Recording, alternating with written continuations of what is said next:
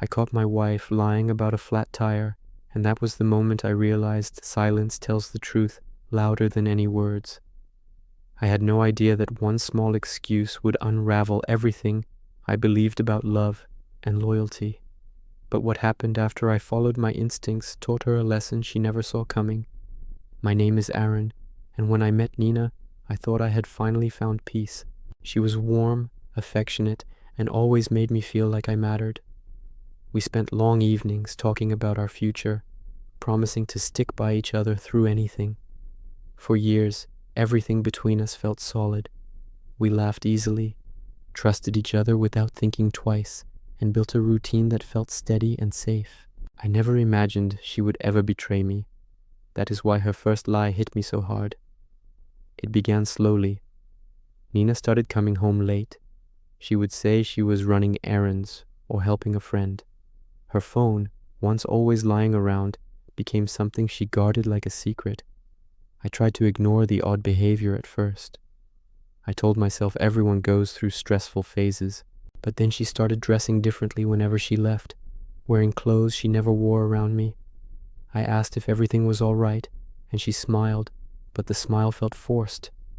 There was a distance growing, a shadow I couldn't name. I kept pushing down my suspicions because I didn't want to believe what they were telling me. Then came the night that changed everything. Nina called, saying she had a flat tire and would be home late. Her voice trembled, but it was not the kind of fear someone has when stranded. It was the fear of being questioned. I offered to come help her, and that was when her silence told me everything. She paused too long. She stuttered. Then she said she already called someone else. Someone else. My stomach tightened. I knew something was wrong. When she hung up quickly, I made my decision. I grabbed my keys and drove out, following the direction she usually took. I found her car parked behind a hotel. The tire was perfectly fine, and in the reflection of the glass door, I saw Nina walking out with a man I had never seen before. She was laughing in a way she hadn't with me in months. My chest tightened like someone had punched the air out of me. I confronted her right there. She froze, her smile collapsing instantly. The other man walked away, afraid of the scene. Nina tried to explain, but everything she said sounded like noise. My heart was breaking, but my anger burned hotter. I walked away without shouting, without accusing. I just left her standing there, because the truth was already loud enough. I spent the night thinking, not about how to hurt her, but how to free myself from someone who never valued my loyalty. When she came home the next morning, crying and begging, I was calm.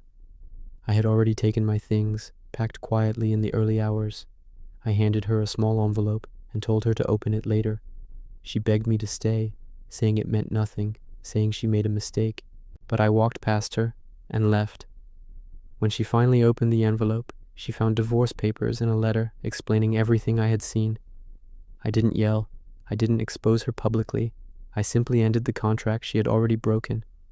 The aftermath was healing, but not easy. I had to rebuild myself piece by piece, learning to trust my instincts again. Nina tried to come back. She sent messages, showed up at my door, even cried to my friends. But I never went back. She learned the hardest kind of karma. When you break someone who truly loved you, you end up alone with the pieces you created. And I realized something powerful in the process. Sometimes the best revenge is moving on without looking back, because nothing stings more than losing access to someone you took for granted. Karma always returns, and silence, the same silence that exposed her, helped me rebuild my peace. If you want more real stories of heartbreak, revenge, and transformation, make sure to subscribe to SilkMirror.